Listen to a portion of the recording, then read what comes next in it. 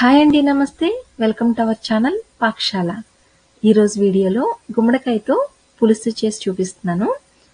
Dasara start అవుతుంది కదండి. పూజలు వ్రతాలు ఇవి చేసుకున్నప్పుడు ఉల్లిపాయ కానీ వెల్లుల్లి కానీ లేకుండా కూరలు చేసుకుంటారు. ఇలా ఒకసారి గుమ్మడికాయ పులుసు చేసుకుని చూడండి, టేస్ట్ చాలా బాగుంటుంది.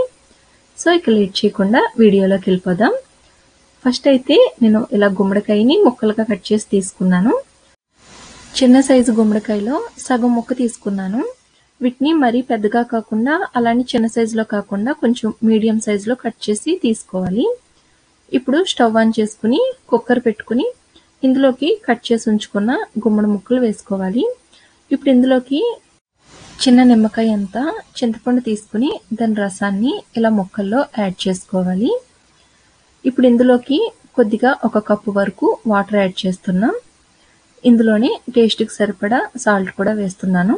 అలాగే కారానికి సరిపడా ఒక 6 నుంచి 7 వరకు పచ్చిమిర్చి వేస్తున్నా. మీరు కావాలంటే కొద్దిగా కారం కూడా యాడ్ చేసుకోవచ్చు. ఇందులోనే ఒక 1/2 టీ స్పూన్ వరకు పసుపు వేస్తున్నా. ఒకసారి ఇవన్నీ బాగా కలిసేటట్లు కలుపుకోవాలి. సాల్ట్ అది వాటర్లో కలిసేలాగా బాగా కలుపుకొని మూత పెట్టి ఒక 2 విజిల్స్ వచ్చేంత వరకు ఉడికించుకోవాలి.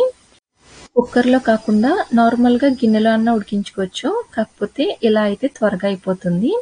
ఇవి విజిల్స్ వచ్చేలోపు ఒక బౌల్ తీసుకుని దీంట్లోకి ఒక 2 టీ స్పూన్ల వరకు బియ్యపిండి వేసుకుని కొద్దిగా వాటర్ యాడ్ చేసుకుంటూ కొంచెం లూజ్గా ఇలా కలుపుకోవాలి.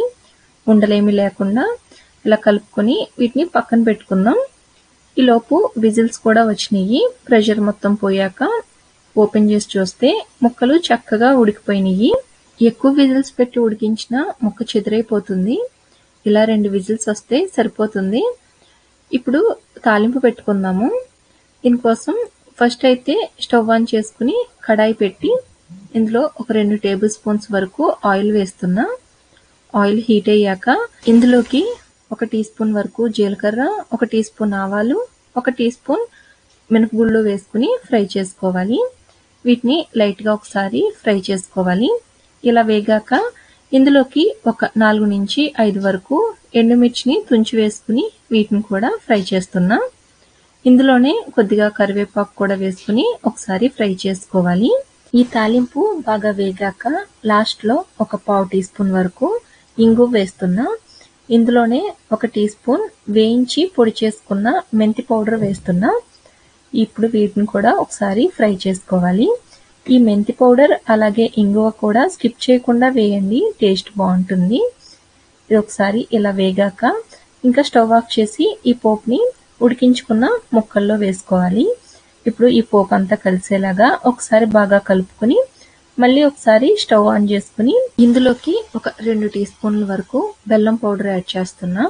స్వీట్ కొంచెం ఎక్కువ తినే వాళ్ళైతే ఇంకొక 2 టీ స్పూన్ల వరకు యాడ్ చేసుకోండి. మీ పులుపును బట్టి ఇంకొద్దిగా చింతపండు పులుసు యాడ్ చేసుకుని ఒకసారి బాగా కలుపుకోవాలి.